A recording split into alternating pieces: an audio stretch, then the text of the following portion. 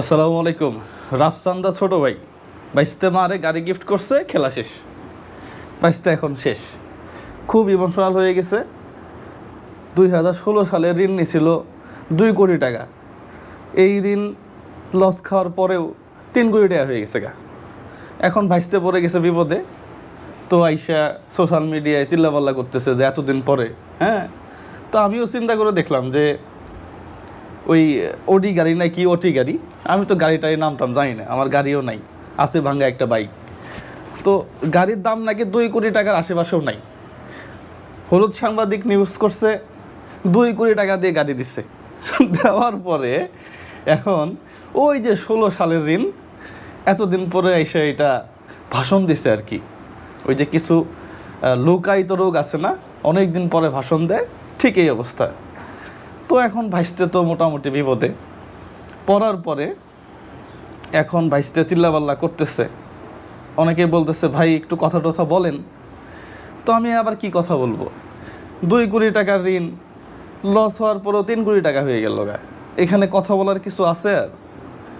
তো সাংবাদিক যারা আছে, এই যে 16 সাল থেকে এই ধরনের কাজগুলা হইল, এটা তখনই প্রকাশ করতে পারতেন।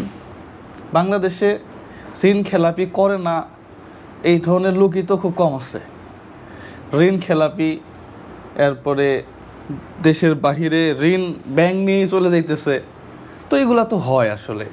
তো যাই হোক, তাদেরকে আমরা লাল গোলাপের শুভেচ্ছা দেই, সাদা গাড়িতে পটগোল দিয়ে তাদেরকে নিয়ে যাই। হ্যাঁ, মঞ্চে আসলে হাতের তালি দেই।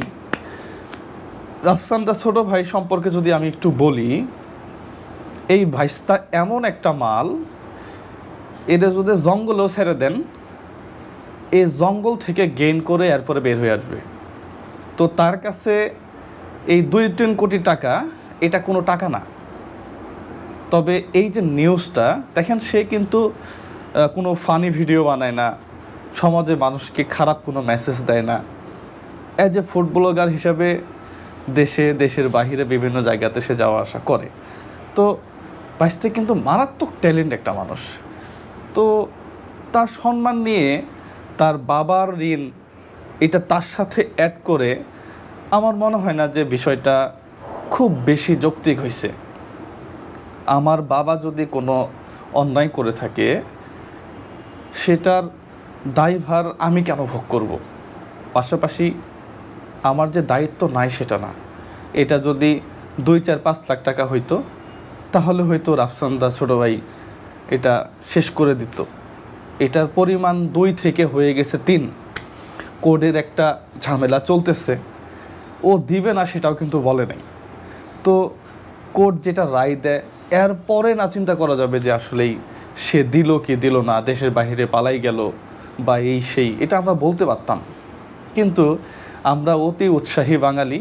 হ্যাঁ, ব্যাংকও দেখবেন যে এখন খুশি, যাকে যে নিউজ টিউজ হয়েছে আর কি। তো এই হচ্ছে অবস্থা। আসলে এই সার্বিক দিক চিন্তা করলে আমরা কারো ব্যক্তিগত বিষয় নিয়ে কিছু বলার আগে একটু ভাবা উচিত। আমরা এটা চিন্তাই করি না। হ্যাঁ, হলুদ সাংবাদিক চিন্তা করছে যে রাফসানদা ছোট ভাই মারে গাড়ি গিফট করছে, এর নিয়ে একটা নিউজ করতে পারলে তো ভিউ তো ভালোই হবে। এই যে তার ভিউ কামানো ধান্দা, পাশাপাশি আমি জানি না যে ব্যাংক থেকে এটা করছে, সেই ব্যাংকের কোনো ধাক্কা আছে কিনা যে একটা নিউজ করেন। যাই হোক, আপনারা বুঝতে পারছেন আসলে আমি ছোট মানুষ। সবাই ভালো থাকবেন, সুস্থ থাকবেন। রাফসানদা ছোট ভাই বাইসটা ট্যালেন্ট মানুষ, বাইসটাকে ভালো লাগে আমার পার্সোনালি। তো এগুলা হয়তো সবই ওভারকাম হবে। সে যেহেতু একটা আইনি প্রক্রিয়ার মধ্যে আছে। রাফসানদা ছোট ভাই বাইসটা একটু মানসিকভাবে ভেঙে গেলেও এ একটা মাল। হ্যাঁ, এ দেখবেন যে ঠিকঠাক মতো সঠিক জায়গায় দাঁড়াই গেছে। হ্যাঁ, ভালো লাগে ওকে। তো ভালো থাকবেন সবাই। আসসালামু আলাইকুম ওয়া রাহমাতুল্লাহ।